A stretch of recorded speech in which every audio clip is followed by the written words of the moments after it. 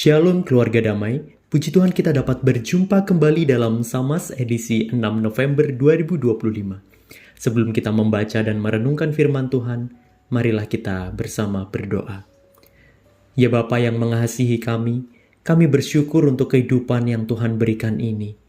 Kini tolong bantu kami ya Tuhan untuk mengerti firman Tuhan yang akan kami baca dan yang akan kami renungkan bersama. Supaya pesan Tuhan dapat kami dengar dan menjadi pegangan dalam hidup ini. Terima kasih ya Tuhan, di dalam nama Tuhan Yesus kami berdoa. Amin. Keluarga damai, bacaan Samas kita pada hari ini terambil dari Matius pasal yang ke-15 ayat yang ke-21 sampai yang ke-28. Matius pasal 15 ayat yang ke-21 sampai dengan yang ke-28, saya akan membacakannya demikian. Lalu Yesus pergi dari situ dan menyingkir ke daerah Tirus dan Sidon. Lalu datanglah seorang perempuan Kanaan dari daerah itu dan berteriak, "Kasihanilah aku ya Tuhan, anak Daud. Anakku perempuan kerasukan setan dan sangat menderita." Namun Yesus sama sekali tidak menjawabnya. Murid-muridnya datang dan meminta kepadanya, "Suruhlah ia pergi, karena ia berteriak-teriak dan mengikuti kita." Jawab Yesus, "Aku diutus hanya kepada domba-domba yang hilang dari umat Israel." Tetapi perempuan itu mendekat dan menyembah Dia sambil berkata, "Tuhan, tolonglah aku." Tetapi Yesus menjawab, "Tidak patut mengambil roti yang disediakan bagi anak-anak dan melemparkannya kepada anjing." Kata perempuan itu, "Benar Tuhan, namun anjing itu juga makan remah-remah yang jatuh dari meja tuannya." Maka Yesus menjawab dan berkata kepadanya, "Hai ibu, besar imanmu. Maka jadilah kepadamu seperti yang kau kehendaki." Seketika itu juga anaknya sembuh. Demikian bacaan kita pada hari ini. Keluarga damai, apakah Anda memiliki binatang peliharaan di rumah? Ada beberapa jenis binatang peliharaan favorit di Indonesia ini, seperti kucing, burung, ikan, dan kemudian ada juga anjing. Tetapi selain itu ada juga kelompok orang yang menyukai binatang reptil seperti ular, berbagai jenis kadal, atau kura-kura. Nah, belakangan ini muncul juga orang-orang yang suka memelihara tikus. Wah, kalau hamster mungkin masih terlihat lucu ya. Tapi kalau tikus, wah, saya sendiri rasanya geli gitu kalau melihat tikus ada datang gitu masuk ke rumah. Kalau ada tikus di rumah, rasanya ingin segera ditangkap dan dibuang aja. Apalagi kalau ada ular dan laba-laba, tarantula yang besar. Justru bisa bikin panik dan tidak tenang kalau ada di rumah gitu ya. Tidak semua binatang bisa kita terima dan kita anggap layak untuk masuk ke dalam rumah kita. Apalagi layak untuk dijadikan binatang peliharaan. Kalau anjing mungkin banyak yang suka, karena melihat anjing sebagai binatang yang setia, pintar, bisa dilatih untuk tidak sembarangan, bisa bantu jaga rumah, bisa diajak main juga gitu. Mungkin kita bisa membayangkan banyak hal positif tentang anjing. Ya, kecuali kalau barangkali ada yang trauma karena pernah digigit begitu ya. Keluarga damai, seperti kita yang memilih mana binatang yang layak dipelihara. Nah, demikian juga orang-orang pada zaman Tuhan Yesus hidup juga memiliki pandangan tentang siapa yang dianggap layak di hadapan Tuhan. Anjing dalam bacaan Alkitab kita tadi tidaklah memiliki makna yang sedemikian positif seperti yang kita bayangkan. Kata anjing dalam cerita di atas bermakna sebaliknya.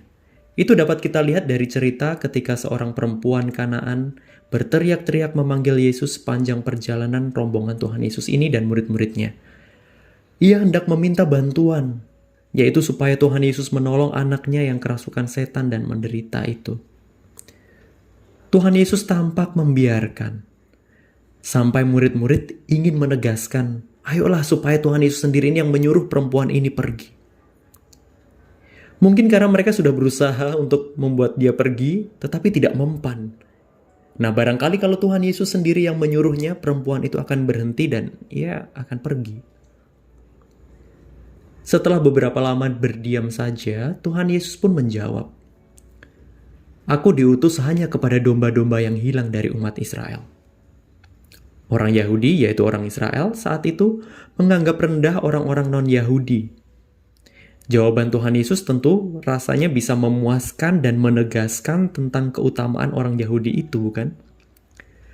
Ditambah lagi ketika Tuhan Yesus berkata, "Tidak patut mengambil roti yang disediakan bagi anak-anak dan melemparkannya kepada anjing." Anak-anak dalam perumpamaan Tuhan Yesus itu berarti adalah orang-orang Yahudi, dan anjing itu adalah orang-orang non-Yahudi. Mendengar itu, mungkin tambah semangat murid-murid dalam meminta perempuan Kanaan itu untuk pergi saja. Nah, seolah dari perkataan itu Tuhan Yesus pun setuju dengan keinginan mereka itu, murid-murid itu, dan menganggap perempuan tersebut sebagai orang yang tidak layak untuk diperhatikan, apalagi untuk ditolong. Namun apa yang kemudian terjadi adalah ternyata perempuan ini tidak menyerah. Ia justru menabrak masuk ke sela-sela kumpulan orang, tetap memohon pertolongan Tuhan Yesus, dan bahkan menjawab, "Benar Tuhan, namun anjing itu juga makan remah-remah yang jatuh dari meja tuannya." Ibu dari Kanaan ini tidak fokus pada penghadangan yang ia alami. Ia tidak juga jatuh dan menyerah pada penolakan atau melemah karena kata-kata yang seolah merendahkan dirinya. Ia tidak berhenti. Ia fokus pada siapa yang sedang ada di depan matanya. Ia fokus pada apa yang ada di dalam hatinya, yaitu bahwa Tuhan Yesus inilah sumber pertolongan dan keselamatan untuk anaknya. Tidak ada dalam pikirannya bahwa Tuhan Yesus akan menolak permohonannya. Sampai akhirnya ia mendengar sendiri kalimat dari Tuhan Yesus. "Hai ibu, besar imanmu, maka jadilah kepadamu seperti yang kau kehendaki." Keluarga damai dengan iman ibu dari Kanaan ini menerobos semua yang mencoba menghadangnya dan akhirnya menemukan Tuhan Yesus yang menyambut imannya itu. Dari situ juga Tuhan Yesus seperti hendak menunjukkan kepada para murid tentang bagaimana iman itu menggerakkan dan membawa keberanian untuk datang. Dan iman yang demikianlah yang mengalahkan segala hal yang mencoba melemahkan untuk datang kepada Tuhan. Keluarga damai, dalam perjalanan hidup kita ada banyak hal yang mungkin terjadi. Salah satunya, atau salah banyaknya, bisa juga kita jatuh dalam kesalahan dan dosa-dosa. Kadang kesalahan dan dosa itu rasanya seperti sariawan. Sudah biasa makan, kunyah-kunyah, bisa-bisanya juga kegigit gitu ya. Kalau sudah kegigit, dia jadi luka, bengkak, jadi sariawan. Nah, sudah hati-hati makan lagi, malah kegigit lagi. Jadinya makin besar, makin besar. Nah, itu makin sakit juga itu, sariawannya. Tidak ada manusia yang sempurna di dunia ini. Semua pasti pernah melakukan kesalahan. Kesalahan pun kadang dilakukan ya seperti demikian. Satu kali, lalu ingin pulih, tetapi malah terulang kembali. Kesalahan itu kemudian diingat-ingat, lalu makin menumpuk, makin membesar, makin menekan, lalu mendakwa dan menentang tentang kelayakan kita untuk datang kepada Tuhan. Namun kalau kita ingat, ibu dari Kanaan tadi pun, ia tidak menutup-nutupi dirinya. Ia juga tidak mengelak. Ketika dituduh, ini tuh mungkin dituduh dan dianggap lebih rendah. Bahkan mengakui bahwa mungkin dirinya memang adalah anjing yang rendah itu. Ia mau menerima status itu. Tetapi ia tetap mau datang dengan fokusnya kepada Tuhan Yesus. Keluarga damai, kiranya saya dan kita semuanya bisa belajar dari ibu Kanaan ini. Mari kita bawa diri kita dengan fokus sepenuhnya kepada Allah yang penuh kasih. Pandangan dan penilaian orang, atau bahkan pikiran kita sendiri bisa mencoba melemahkan kita, serta menghadang kita untuk datang kepada Allah, dengan mengatakan bahwa kita tidak layak. Tetapi Allah tidak seperti manusia yang pilih-pilih.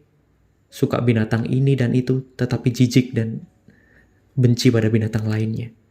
Allah tidak juga melihat manusia yang satu lebih spesial dan yang lain lebih rendah, hanya karena berbeda latar belakang.